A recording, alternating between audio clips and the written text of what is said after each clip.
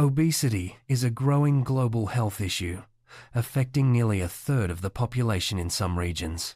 Sleeve gastrectomy, or SG, has become the most common bariatric surgery worldwide, offering significant weight loss and improvement in obesity-related health problems. However, a frequent complication after this procedure is Gastroesophageal Reflux Disease, or GERD. This video will guide you through the relationship between SG and GERD, exploring why GERD occurs, how often it happens, and what can be done to manage it. Let's start by understanding the basics of GERD and its connection to obesity and bariatric surgery. Obesity significantly increases the risk of developing GERD. Studies show that 40 to 70% of obese individuals experience GERD symptoms. This is mainly due to increased intra-abdominal pressure, which pushes stomach contents upward, overwhelming the body's natural anti-reflux mechanisms. For every unit increase in BMI, intragastric pressure rises by about 10%, further contributing to reflux. Both men and women with obesity are at much higher risk, with women being particularly susceptible.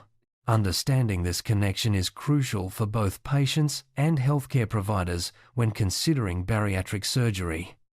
Interestingly, not all patients with GERD have noticeable symptoms. Up to 25% of obese patients may have silent GERD, which means they show no symptoms but have evidence of reflux on endoscopy or pH testing.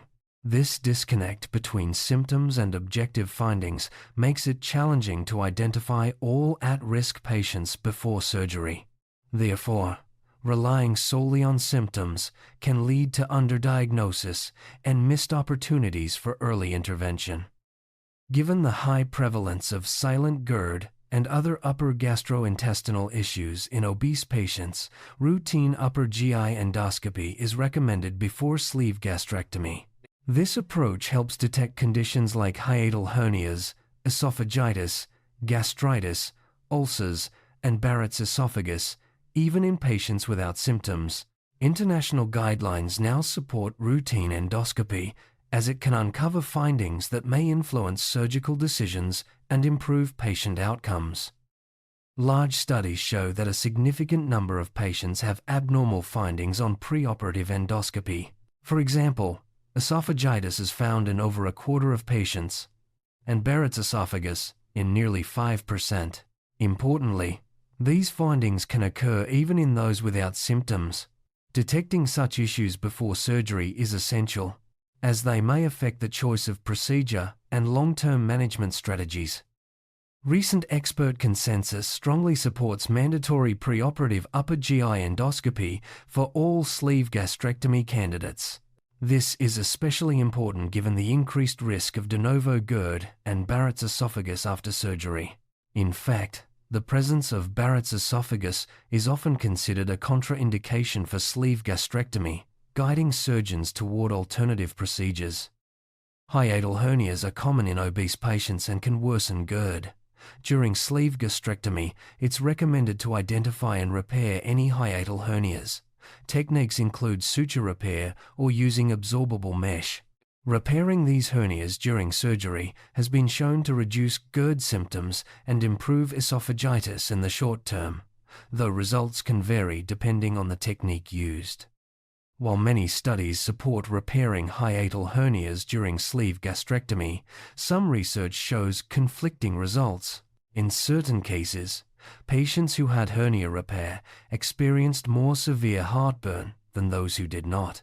This highlights the need for further research to clarify the best approach and ensure optimal outcomes for all patients.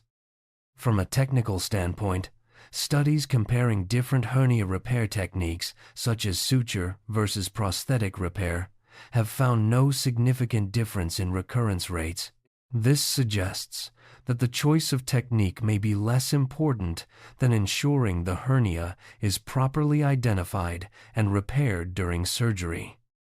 The relationship between sleeve gastrectomy and GERD is complex.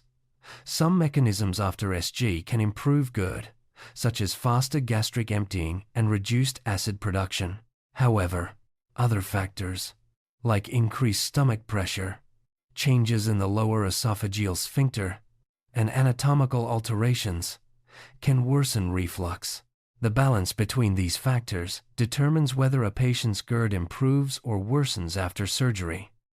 In the short term, some patients experience improvement in GERD symptoms after sleeve gastrectomy, likely due to weight loss and anatomical changes. However, long-term studies show that GERD often returns or worsens over time. De novo GERD, meaning new onset after surgery, develops in 30 to 60% of patients within several years. This highlights the importance of long-term follow-up and monitoring. Multiple long-term studies, some with follow-up periods of up to 15 years, confirm that GERD prevalence increases after sleeve gastrectomy. In one study, nearly half of the patients required conversion to another surgery due to severe GERD. Even among those who did not undergo further surgery, almost half continued to experience significant reflux symptoms. These findings underscore the need for careful patient selection and ongoing monitoring. Barrett's esophagus, a precancerous condition, can develop or progress after sleeve gastrectomy. Long-term studies show that the incidence of Barrett's esophagus ranges from 4 to nearly 19%, with a pooled average of about 12%. Many patients with Barrett's are asymptomatic, making routine endoscopic screening after surgery essential for early detection and management. Despite concerns, current evidence does not confirm a direct link between sleeve gastrectomy and esophageal adenocarcinoma. Only a handful of cases have been reported, and half of these patients had no prior evidence of Barrett's esophagus. More research is needed, but for now, the risk appears to be low. Let's summarize the mechanisms involved. Sleeve gastrectomy can improve GERD by accelerating gastric emptying, reducing acid production, and lowering intra-abdominal pressure through weight loss. However, it can also worsen GERD by increasing stomach pressure, weakening the lower esophageal sphincter, and altering the anatomy at the angle of his. The presence of a retained or untreated hiatal hernia can further exacerbate symptoms. Managing GERD after sleeve gastrectomy requires a stepwise approach. The first step is a thorough evaluation, including symptom assessment and objective testing like 2-4-hour pH monitoring. Initial treatment focuses on lifestyle modifications and acid-reducing medications. If symptoms persist, surgical options such as conversion to Roux-en-Y gastric bypass are considered, especially for patients with severe or refractory GERD or Barrett's esophagus. The initial management of GERD after sleeve gastrectomy mirrors that of the general population. Patients are advised to adopt lifestyle changes, such as weight loss, dietary adjustments, and avoiding triggers like alcohol and smoking. Acid-reducing medications, such as proton pump inhibitors, are commonly prescribed. These measures can be effective for many, but not all, patients. For patients with persistent or severe GERD after sleeve gastrectomy, conversion to Roux-en-Y gastric bypass, RYGB, is the gold standard. Studies show that up to 80% of patients experience remission of GERD and Barrett's esophagus after conversion. RYGB is also effective for those with recurrent weight gain and anatomical complications. This makes it the preferred surgical option for managing refractory GERD post-SG. Besides RYGB, other revision surgeries may be considered for GERD after sleeve gastrectomy. These include correcting anatomical abnormalities like hiatal hernia, sleeve migration, or stenosis. Endoscopic interventions may also play a role in selected cases. The choice depends on the underlying cause, patient preferences, and overall health status. Long-term monitoring is essential for all patients after sleeve gastrectomy. Follow-up should focus on weight loss, resolution of comorbidities, and the development or progression of GERD. Routine endoscopic screening every 5 years is recommended to detect Barrett's esophagus and other complications early, even in patients without symptoms. In summary, Sleeve gastrectomy is an effective weight loss surgery, but carries a significant risk of GERD, both new and worsening cases.